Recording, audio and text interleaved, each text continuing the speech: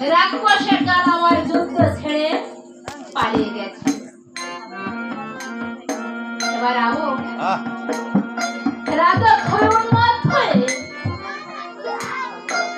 ওয়াইদারের শক্তিশালী হাতে নিয়ে আবু লক্ষ্মণ রাগ দিয়ে বলছে,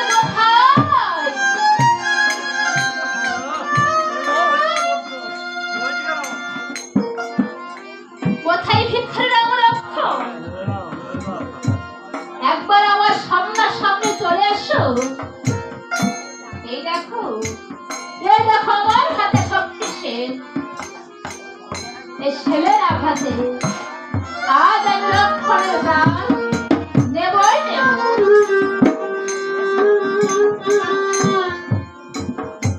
সেদিকে রামচন্দ্র দেখে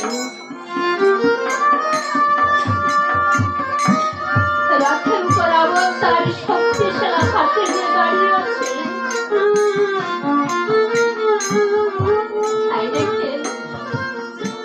রামচন্দ্র লক্ষ্মণকে বলছে, চলো চলো ভাই, আমরা দেশের মানুষের দেশে ফিরে যাই। আজ আমার জানো কি অক্ষরের কোনো কাজ নাই। তাই বলছি ভাই, চলো আমরা দেশের মানুষের দেশে ফিরে যাই।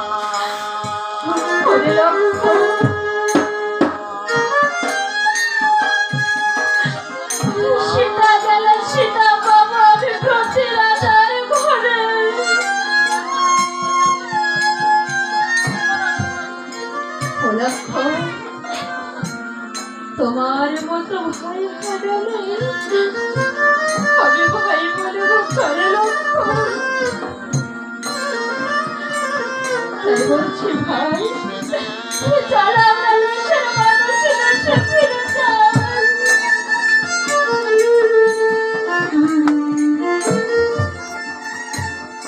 এবার লক্ষ্যে মন চলে যায়, তুমি কি বলছো?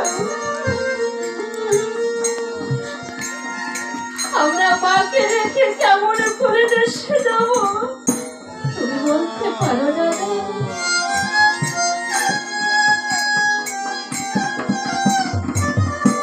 দাদা গো, ওই অশুভ মনের মধ্যে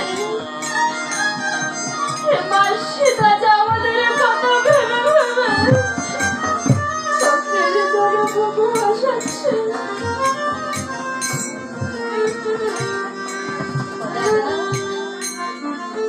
আজ এই কঠিন পরিস্থিতিতে আমরা মাকে রেখে কেমন করে দেশে যাবো তুমি বলতে পারো?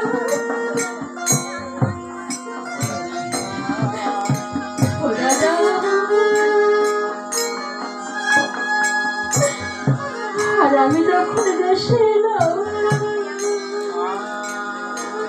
তখন আমার মা সুমিত্রা আমাকে বলেছিল,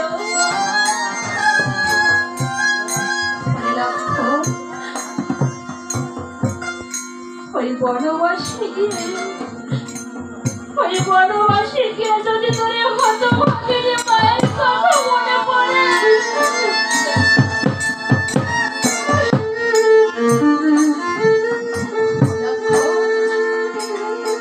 তাহলে তুই তোর সীতা আমাকে মা বলে ডাকিস। দেখবি সীতার মাঝে আমাকে লিখতে পাবে। তাই বলছি দাদা, আর যদি আমি আমার মায়ের কথা অমান্য করে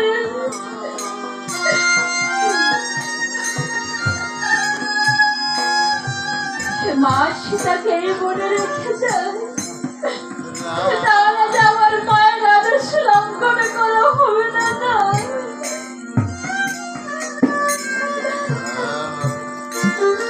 তাই বলছি দাদা গো, নিঃস্বার্থ যদি দেশে যেতে হয় তুমি যাও না দাদা। আমি যে আমার মাকে রেখে এখান থেকে কিছুতেই যাবো না। আমাকে বলেছে তুমি দেশে যাও